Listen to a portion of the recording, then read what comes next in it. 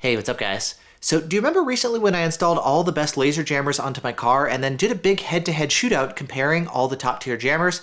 Well, in that test we found that the ALP actually struggled, and against the DragonEye, it actually got outperformed by both the Escort and the Uniden systems. And despite the fact that I tested with both hardware 4 and hardware 6, and we also tested on some other cars as well with similar results, I couldn't help but wonder that is something wrong with my install? What's going on here with the ALP? Well, we recently had a big laser jammer shootout in Tennessee where we had a bunch of different cars, including a ton of other ALP installs, as well as some TPX and Uniden installs.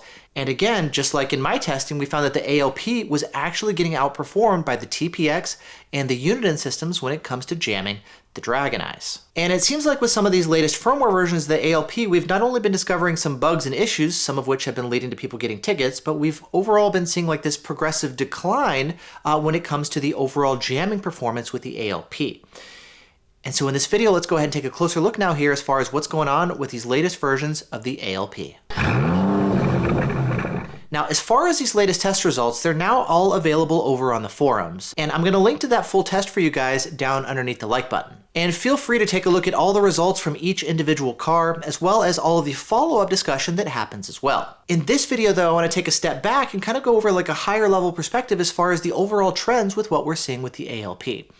Now, the TLDR version is the fact that it seems like with the latest versions of the ALP, when you're upgrading to the newest versions of the software, we're actually seeing a progressive decline in the jamming capabilities against the DragonEye. What's good or bad, I guess, depending on how you want to look at it, is these exact same cars that had, these exact same installs with the exact same guns used to be jammed to gun and jammed from gun as well. However, now with the latest versions of the firmware, when they show up and their system's updated, we're now starting to see punch-throughs here on the ALPs. And it's not always just close-range punch-throughs either. It can be hundreds of feet away and repeated punch-throughs as well. Again, this was on cars that previously used to go fully jam to gun and jam from gun with no punch-throughs at all, with these exact same installs against these exact same guns. Now, I don't know for sure exactly what's going on. The results can kind of speak for themselves, but my best guess as to why this is happening is it does seem that ALP is actually working on minimizing some of the jam codes that some of these guns can throw that can notify the officer when they're using some of the DragonEyes that their guns are being jammed. Now, I appreciate this effort. It's very similar to why when you're using a laser jammer in practice, when you get shot, you're going to want to slow down and quickly disarm the laser jammer, right? Again, if you don't want to notify the officer, particularly if you're driving in an area where laser jammers are prohibited, well, you're not going to want the laser jammer to actually throw jam codes on the police officer's laser gun. And so for that reason, it looks like ALP is actually working to reduce the jam codes here on these guns, and we actually are seeing that. If you compare it to the results from the Uniden R9, for example, that is actually performing better than the ALP. However, it does throw more jam codes. For example, there was one Uniden R9 install on a Lincoln Navigator. It was a professional install done by Vega Designs out of Nashville. And on a big SUV like this, they'd installed it with 4 heads up front and 2 in the rear. And up front, it did really well. It wasn't fully jammed to gun, but very close. Again, it outperformed the ALPs. On the rear, with just 2 heads, yes, we did see some punch-throughs, which makes sense because typically you do want to have 3 heads at minimum to get the optimal level of performance. Sometimes on larger vehicles, you're going to want to go for 4 heads up front and maybe compromise some of the rear jamming capability. I would love to see the Unidens maybe offer more than 6 heads total. The ALPs can actually do now up to 8 heads. However, even with the ALP doing 4 heads up front with 2 regular and dual black TXs up front, the Uniden still outperformed the ALPs. There were also some TPX installs that were there as well. In fact, some of them, they took an ALP install and then basically just duplicated the exact same placement on the exact same car with the TPX, and the TPX outperformed the ALP. Now, the adaptive TPX, that's the most affordable laser jammer that I would still recommend. It's a very simple and basic laser jammer without a ton of bells and whistles, and that, to be honest, should not be outperforming an ALP, but nevertheless, that's what we've been seeing here in testing. Now, to be fair though, the ALP configuration was with 3 regular heads up front, not with a TX head up front, which is what would be optimal. But still. Now, there are some issues with the TPX system as well, especially in the rear, because it can only support 2 heads max in the rear. And again, 3 heads are kind of what you would want to go for. So again, all these systems have their pros and cons, but I would expect more here from the ALP. It shouldn't be being outperformed by something like a TPX or even the Uniden.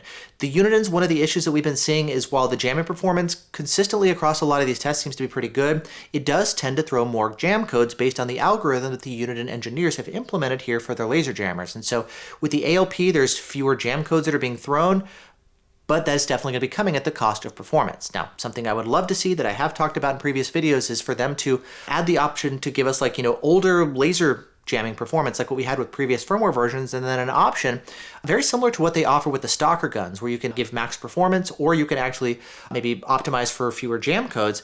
Do the same thing for the ALP, for the DragonEye rather. So for people who want to maybe have fewer jam codes, give us an option for that. But if you're like, hey, I want full jamming capabilities, give us that option back. And so I suppose like that's something that could potentially be implemented down the line. And on a positive note, the fact that we've seen these systems, exact same systems, exact same guns, exact same courses, like literally everything, it's just a firmware change that we've seen worse performance.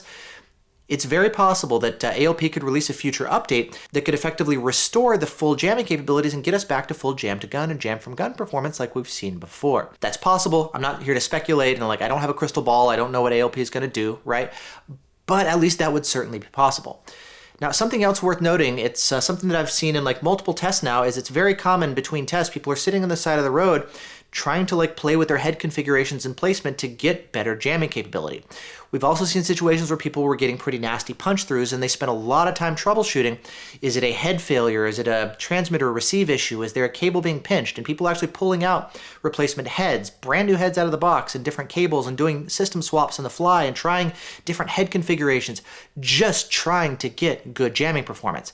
This didn't used to be the case. It used to be the case that you could just install a set of ALPs on the car, put them in the optimal placements that ALP would recommend, and then you're not guaranteed, but very likely to get nice, solid performance. That was one of the reasons why it was long considered the best laser jammer. You just install it in your car, and yes, there's still placement optimizations you can make, but assuming you've got good placement, it should actually do pretty well. Testing is still good to really ensure that everything is, nice and straight and performing as well as it could be, but it used to be much more solid. It's been a recurring trend now that I've seen in tests with people just sitting on the side of the road trying to putz around with their ALP setups, getting stuff to work properly, getting the jamming to work better, etc.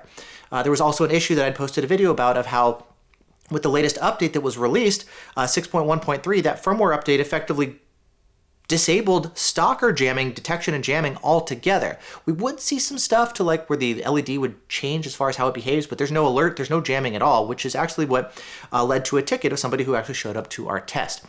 And so I'm starting to see all these issues of performance is starting to degrade over time. We're seeing issues with jamming performance being disabled altogether. And while I appreciate that ALP, after they were notified of this, released an update basically the next day over the weekend, hats off to you for that. This kind of stuff should not happen in the first place. Yes, we're all human. Yes, we all make mistakes. I make mistakes too. It definitely happens. I get it. But at the same time, there has to be a minimum level of testing to just make this stuff work well, And this is the kind of stuff that as I'm looking at this happen over and over and over, my recommendations are gonna change over time as there's new firmware updates that come out that change the performance and capability of these jammers, as there's more testing that comes out and where we wind up learning more about these different systems and comparing all the new ones that have coming out. I am now seriously reevaluating whether or not I want to consider the ALP to be the best laser jammer on the market. I still think it has a lot of upsides over the ALPs and the TPX and the Unidens, the TPX, the Escorts, the Stingers, and everything else, right? I'm not saying it's an awful jammer, everybody go uninstall it or anything.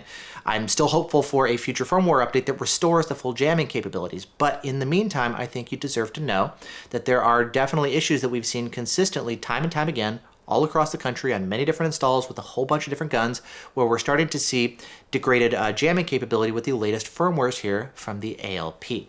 And so I know this stuff is being passed on over to the engineers in Croatia. I really hope that they get on top of this. Competition is heating up. We're starting to see improved jamming capability from the competition. Uniden is definitely stepping up their game. I'm really curious to see at SEMA coming up at the beginning of November. I'll be there in Las Vegas. I'm going to ask them hey, what's the story with your standalone laser jammers that compare with the R4 and the R8? I'd really like to see that. The performance is definitely on point here in testing, and I would love to see people be able to buy your laser jammers without having to spring for the full custom installed R9, right? Or even the Escort system. There's some issues I see. I would prefer, for example, that when the jamming is being triggered, it only jams front or rear. With that one, there's some weird issues where we get some additional reflections because even if it's like jamming the front, the rear heads are firing and then you've got reflections coming from back behind to the front, and then issues with reflections that could then lead to potential punch throughs and issues. And it's like, just if you only need to jam the front, only jam the front. ALP does that. I believe Uniden does that. Like there's some additional, I don't know if intelligence or sophistication or whatever for their algorithm, but like there's room for improvement for all these systems. But like with the Escort, we've got the smaller laser jammer heads. I think that's a really nice improvement. Uniden's going for like these really big heads for whatever reason. I like that the Escort is going for the smaller heads.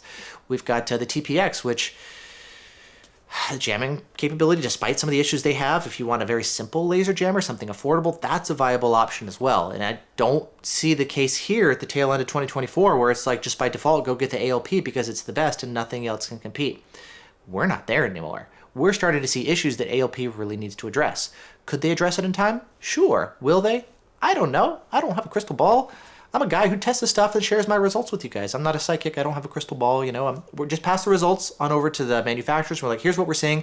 Do with it what you will. I hope you improve it. We'll test with future firmware updates, and I'll let you guys know kind of what we see, and I'll keep you guys posted, So yeah, I'm hopeful that ALP like really gets on top of this, and the way that they fix the stalker jamming capabilities, I hope that they give us improved DragonEye capabilities as well. Again, I know that they can do it. We've done it on previous installs with older firmware versions, and I hope that with newer firmware versions, they can restore full jamming capabilities so we don't keep having these issues over and over and over again. I'd like to see other improvements as well. With the Hardware 6, I've done another video talking about that one specifically and how I feel like it was a missed opportunity for like really serious dramatic improvements on the hardware side. The ALP was first released in like 2012 or something. That's 12 years ago now, and like maybe they're working on a new system. Maybe that's why Hardware 6 didn't have as many improvements as I would have liked to see. Maybe they're working on all new heads and hardware and CPUs and something. Again, I don't know. But like, I'm just focusing on what we have today. If you were to say like, hey, how do things look today? ALP's starting to fall behind. We can speculate on the forums and in the comment area as far as what they'll do in the future. Again, I don't know, but like, that's what we've been seeing in testing. Head to the forums for more discussion and more detail. It's all there. But yeah. Thanks for watching. Hope you guys are doing well, and I'll see you in the next one.